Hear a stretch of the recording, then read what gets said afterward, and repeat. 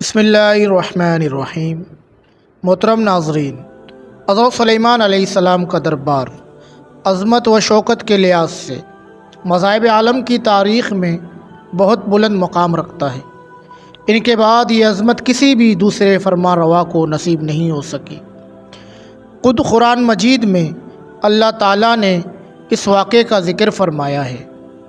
ایک روز حسب معمول حضرت سلیمان علیہ السلام اپنے دربار میں تشریف فرماتے۔ تمام جنات، حیوانات اور چرند پرند بھی فوج در فوج موجود تھے۔ آپ نے جب اپنے دربار کا جائزہ لیا تو ہدہد کو غیر حاضر پایا۔ چنانچہ فرمایا کہ آج ہدہد اپنی جگہ پر موجود نہیں، حالانکہ اسے علم ہے کہ بلا وجہ غیر حاضری کی سزا بہت سخت ہے۔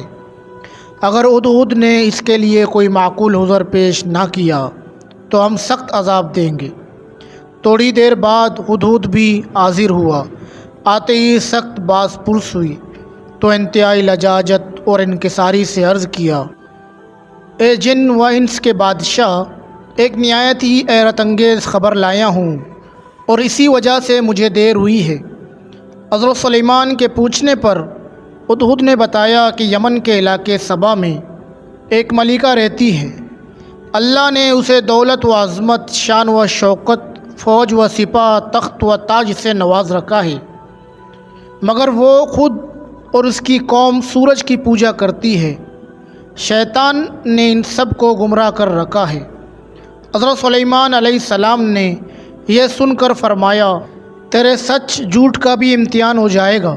اگر تیرا بیان سچائی پر مبنی ہے تو ہمارا یہ خط لے کر جا کر ملکہ تک پہنچا دے، اور پھر وہاں اس خط سے متعلق ان میں جو بات چیت ہوتی ہے اسے سن کر ہمیں اطلاع دے۔ ہدہد حکم کے مطابق حضرت سلیمان علیہ السلام کا خط لے کر تیز رفتاری سے اڑتا ہوا ملک سبا میں پہنچا۔ اس وقت ملکہ بلقیس اپنا دربار سجائے بیٹھی تھی کہ ہدہد نے خط ان کی گود میں ڈال دیا۔ ملکہ بلقیس نے حیرت سے چاروں طرف دیکھا تو اسے ایک پرندے کے سوا کچھ بھی نظر نہ آیا۔ سخت حیران ہوئی، خط کھول کر پڑھا تو اس میں لکھا تھا، یہ خط سلیمان کی طرف سے ہے اور اللہ تعالیٰ کے نام سے شروع ہوتا ہے جو بڑا مہربان اور رحم کرنے والا ہے۔ تمہیں ہمارے سامنے سرکشی اور سربلندی کا اظہار نہیں کرنا چاہیے اور تم خدا کی فرمانبردار بن کر میرے پاس پہنچو۔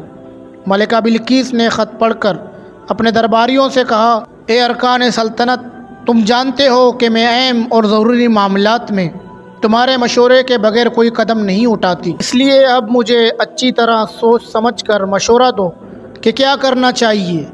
انہوں نے جواب دیا کہ ہمیں کسی سے ڈرنے اور مرعوب ہونے کی ضرورت نہیں، کیونکہ ہم زبردست جنگی طاقت کے مالک ہیں۔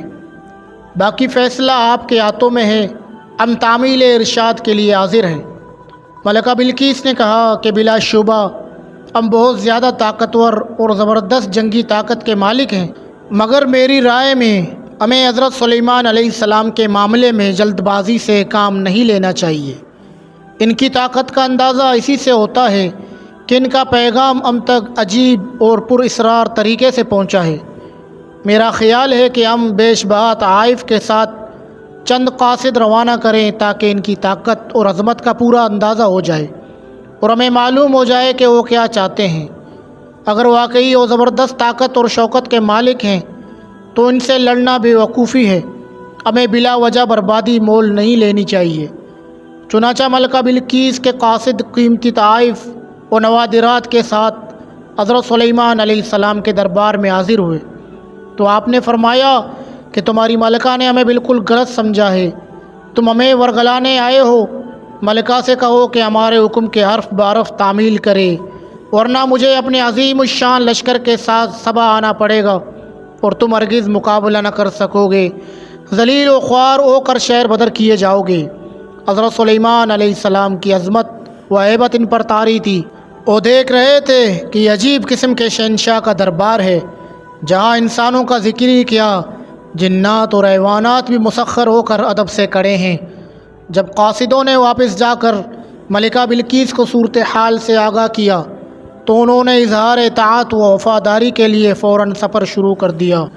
ادھر حضرت سلیمان علیہ السلام کو اللہ تعالیٰ نے وحی کے ذریعے آگاہ کر دیا کہ ملکہ سبا اطاعت کے لیے آ رہی ہیں۔ آپ نے اپنے درباریوں سے مخاطب ہو کر فرمایا، میں چاہتا ہوں کہ اس کے آنے سے پہلے اس کا تخت میرے پاس اٹھا کر لایا جائے۔ ایک کو پیکر جن نے ذمہ لیا کہ وہ دربار برخاست ہونے تک تخت شاہی لے آئے گا۔ وزیر آصف بن برقیہ نے کہا کہ میں آنکھ جھپکتے ہی تخت پیش کر دوں گا۔ آپ نے رخ پھیر کر دیکھا تو تخت موجود پایا۔ آپ نے اطمینان کے لیے تخت میں قدر تبدیلی کا حکم دیا، جس کی فوراً تعمیل ہوئی۔ کچھ عرصے بعد ملکہ بلقیس پہنچ گئی تو حضرت سلیمان علیہ السلام نے ان سے دریافت کیا، تیرا تخت ایسا ہے؟ عقل مند بلقیس نے کہا، ایسا معلوم ہوتا ہے کہ گویا یہ میرا ہی تخت ہے۔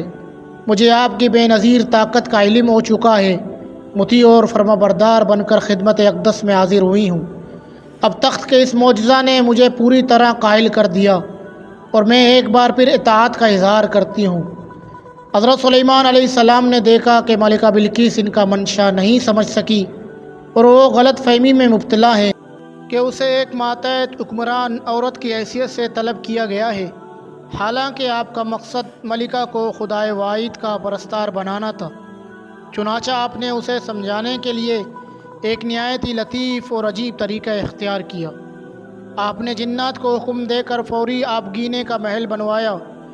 اس میں داخل ہوتے ہی سامنے ایک وسیع صحن تھا، جس میں حضرت سلیمان علیہ السلام نے ایک عوض کھدوا کر پانی سے بھر دیا۔ پرکشش اور صاف و شفاف آبگینوں اور بلور کے ٹکڑوں سے اس کے ارد گرد ایسا فرش بنا دیا کہ دور سے دیکھنے والے کو دھوکہ ہوتا شاید پورے صحن میں پانی بہہ رہا ہے۔ اس کے بعد ملکہ کو قیام کے لیے اس محل میں لے جایا گیا تو وہ آبگینوں کے چمک و دمک کی رفعت اور خوبصورتی کو دیکھ کر مبہوت ہو گئیں۔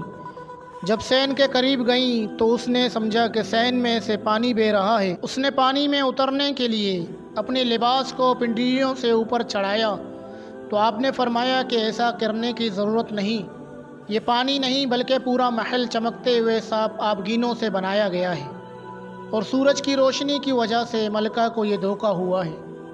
عقل مند ملکہ نے فوراً سمجھ لیا کہ یہ اس کی ذہانت پر چوٹ کی گئی ہے۔ حضرت سلیمان علیہ السلام کے سامنے اقرار کیا کہ آج تک میں نے غیر اللہ کی پرستش کر کے اپنے اوپر بہت بڑا ظلم کیا ہے، مگر اب میں آپ کے ساتھ صرف ایک خدا پر ایمان لاتی ہوں جو پوری کائنات عالم کا خالق ہے۔